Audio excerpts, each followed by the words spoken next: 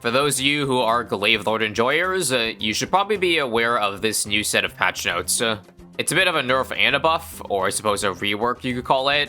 Let's first start with the nerfed portion. The Glaive Lord's Glaive attack is an overall nerf because it lost 2 damage. It gains back 2 Ceram bonus damage, so that equals out. And the 502 crosspath only loses you 1 damage now. But still, overall nerf to mob damage. And now for what I personally would say is the buffed portion of it. The orbit damage. Huge changes to it, or rather just a lot of shifting of numbers.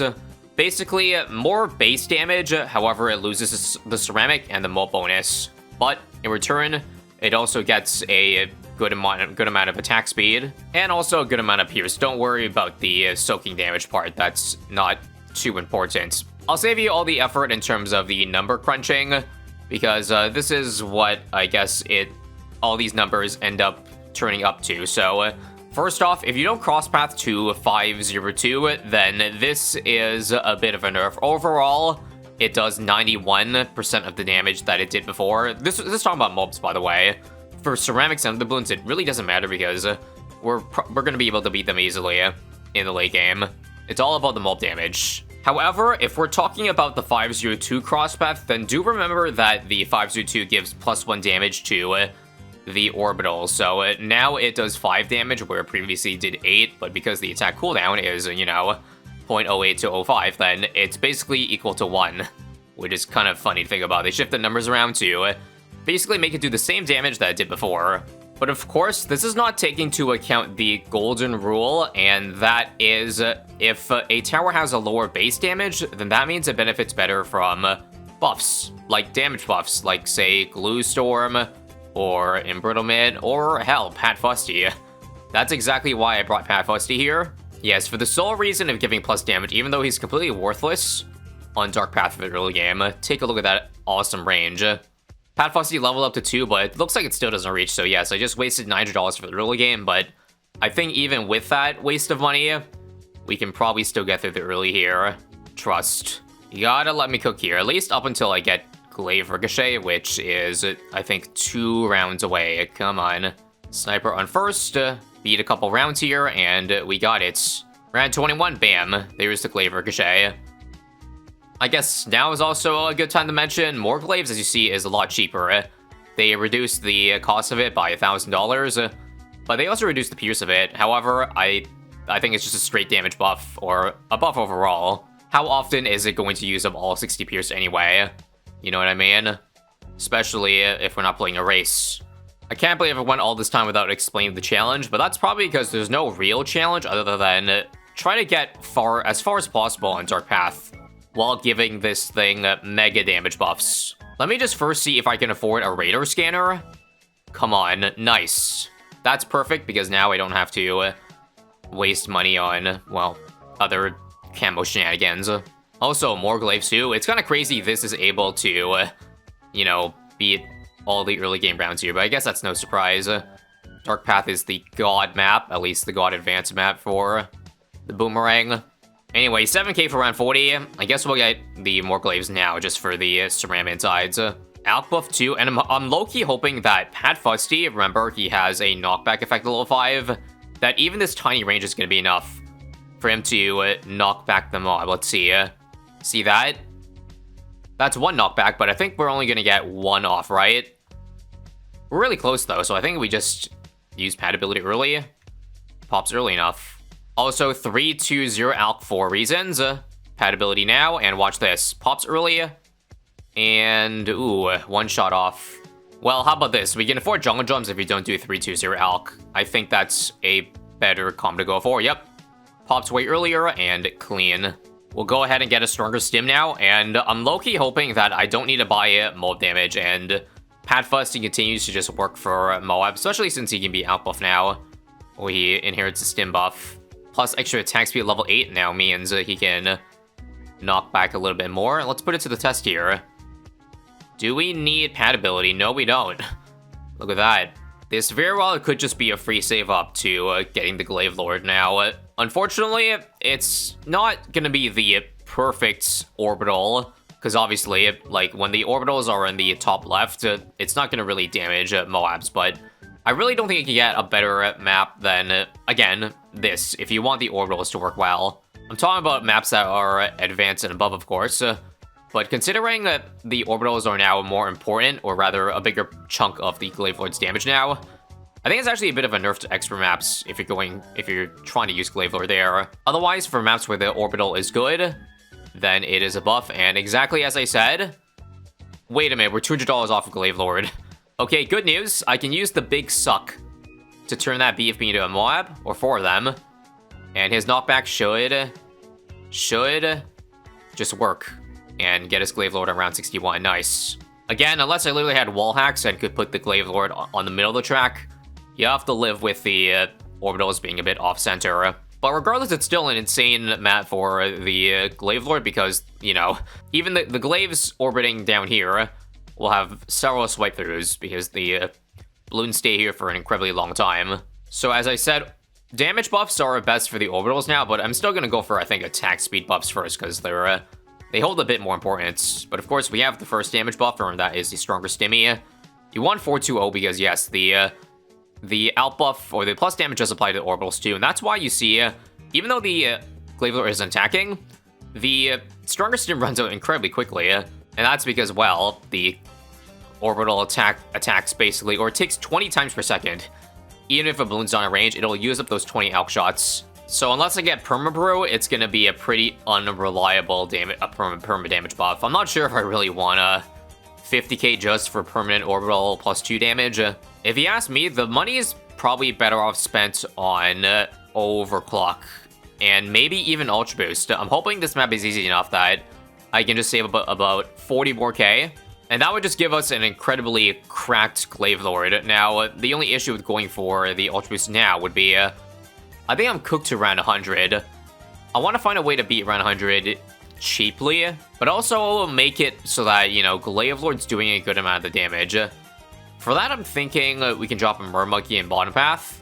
Remember what the Mermonkey does? It basically activates the entire damage over time effect on the Glaive Lord. I mean, I suppose that's still in my budget range. I just need a Symphonic Resonance, really.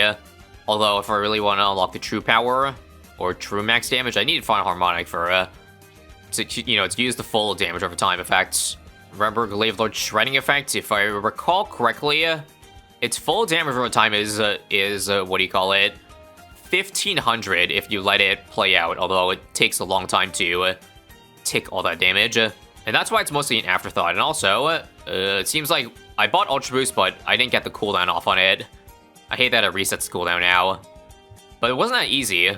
When you can afford an Ultra Boost in a Chimps run, you know that tower you use to save up is, putting in a lot of carry work. I'm honestly surprised that this just straight up works. 6 Ultra Boost stacks now, and 98 has been shredded on my first try. I wonder if I need more for 99 here, or FTT's too fast. Let's see. Again, we can get 3 damage in the orbitals with Pat Fuzzy's level 14, or level 3 ability, but it doesn't look like we need it. Okay, so before I drop the Mermonkey, let me see how far off we are. How much damage does Glaive Lord do? I'll use the thing now, Pat Fuzzy, and we're peaking at about under 1000 DPS. Honestly, though, it's not terrible considering this thing isn't meant for single target. It did about 60% of its HP. I'd say 75%, actually. Okay, Mermonkey time. Okay, so bad news. And just remember that the Symphonic Resonance does not apply. Like, the duty doesn't apply to bad, so I'll test here. Well, you'll see it'll gain no damage. You need Final Harmonic for it to work on the BD. So, I guess we gotta waste money on either Spike Storm or maybe somehow I can give this thing enough damage buffs to do the last 25%. Is that even possible? Can't buy Called Arms. I think I can buy Glue Storm. Oh my god, it's barely there. And that's perfect because you only need 051 for a longer duration on the Glue Storm. I know that top path gets you +1 now, but I think I need like the longer lasting +2. Although maybe if the purposes of beating around 100 here, top path might be better. Either way, perma +2 plus pad ability. How close are we? I doubt that's going to be enough, but it would be amazing. Wouldn't it? Yeah, not quite. I think it's now at like 90% damage to 95. But can't do Glue Storm. Yeah, it's gotta be a Spike Storm then, with a Glue Strike as well. This should definitely put us over the edge now. Check out this Spike Storm combo. Pat Fusty, Glue Storm, and look how much damage it gets, because so many spikes land the creator. That's a free 13,000. Oh my god. This should pop instantly, right? Right? Oh my god. Barely clutched the DDTs there. I'm scared. 8 stacks. Glue Strike again for the top layer.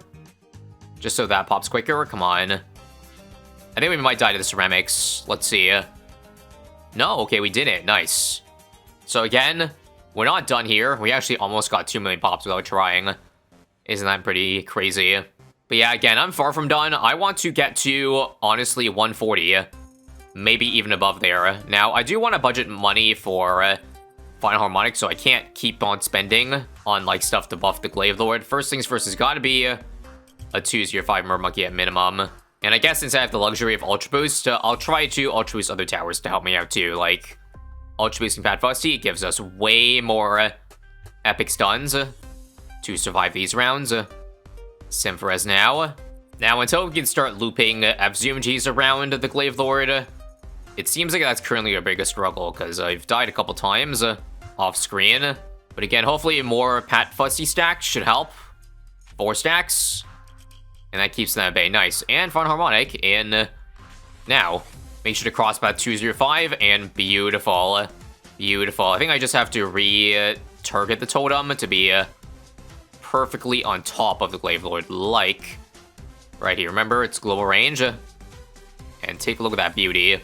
Okay, now let's get more blue. I can't believe I won 110 rounds without buying it. Or Relentless at that, but I think it's finally time. There we go. Round 111 is one of the rounds of all time, alright? Glaive Lord putting in good work. 30,000 DPS at a peak here. I've probably mentioned this already, but Glaive Lord plus Harmonic is one of the most satisfying combos of all time. Once again, holding on to cash for around 119, because I'm not sure if this is enough bad damage for the, you know, scaling. So just in case it's not enough, I think there's enough money for, I don't know, but good stuff. Let's see. Look at that. 1,000, actually. Okay, I'm mistaken. 1,000 instead of 1,500. Either way, it's incredibly good. We'll use the damage buffs now. That gets us through a good chunk of the first bat, but it needs to take again. Come on. Come on.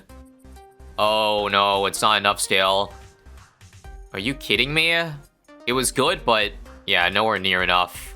Well, I guess what could help is just putting the totem a little bit earlier. I think you need it with a bit more range. And also, I think there's room for an embrittlement. Sadly, I think it's going to be a range, because I don't like that tiny-ass range. I could buy Super Brittle, but that's all my money, so let me hold on to it for now. So watch this. It starts taking a lot earlier. The moment the Glaive Lord starts attacking it. Spike Storm early, too. And let's see. This should be 1, but 2 and 3, and I can't even beat the insides. This is concerning. Okay, what if I did do Esprit, and I also Ultra Boosted the Mermonkey, because this works. Like, you need to match the attack speed, sync it with this, so that it takes enough times. And look, I think it worked. Did it not look like it worked to you? Felt like it gave more DPS, but it's still not good enough for number 2, right? It's taken. Nope. There's 2 of 3. Who knows, it could just be the Super Brittle difference. But I am liking what I'm seeing so far. I just need one more activation, come on, before this bat gets through. And last one. No, it's exiting. Pat Fusty.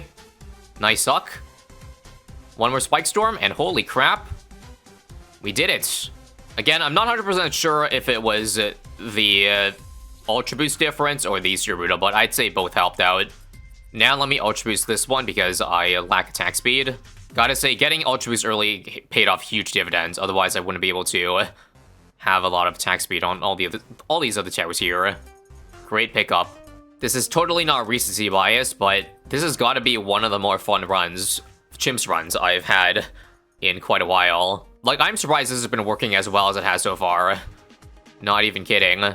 I don't know what I want to get next. There's so many things I want to get. Again, could cripple what for the bads, or even a Call to Arms to buff all other towers. I feel like since I have so many monkeys right now, Call to Arms would probably be the next best bet. But we'll see. We could even do a Glue Storm upgrade as well. Insane run we are on right now. I think this round can see a huge DPS spike. Hang on. Let's wait for this to all turn to BFBs, and oh my god, that's... We're getting close to 6 digits. And this is not even a max buff, like all the buffs we can get. Alright, so the money we have saved up can now be used for an instant cripple mob if we don't have enough FBAD damage. Good news. Because obviously I love Call to Arms, but it seems like it's unnecessary right now. Rather get the single target of this guy. But before that, we of course just gotta see how close we are against an FBAD here. So use this. And not even close. Obviously, I'll retarget the totem, but this is our best bet to get us out of this round. Holy crap. And I barely afford... I don't even have shrapnel, so this is an issue. Maybe. If I had used a discount villages run, maybe things would look a little bit different. But anyway, let's see if this +5 can help. Boom, boom, boom. How much damage does this get us? It seems like not enough. Round 140 FBAD. Just simply too tanky. Well, can't say we didn't try. And at the end of the day, getting to round 140 was my ultimate goal. I think I'll just try to beat round 140 by doing Carpet Spikes. Probably your best damage bet. Sure. Alright, so how much did Carpet do? Pretty good. It's not going to pop, though. Even with it. Damn. Well, it is going to pop, but we don't have anything to suck it up. So, I guess that's it. Last try for real, we'll just Ultra Boost this guy instead, and activate this Spike Storm ability right in the middle. And let us see. If we can just pop it, I would consider that a success. Cancel this. Come on, Glue Strike. Totem? Global Totem? Nope, it's not going to activate again. Too little, too late. Again, insane run. Glaive Lord almost broke the 20 million pop mark. As you see, 19.7 million. In conclusion, Orbital Glaive buff definitely did help here. Anyway, thanks for making it to the end, and if you want to watch more satisfying challenges like these, then click here for more.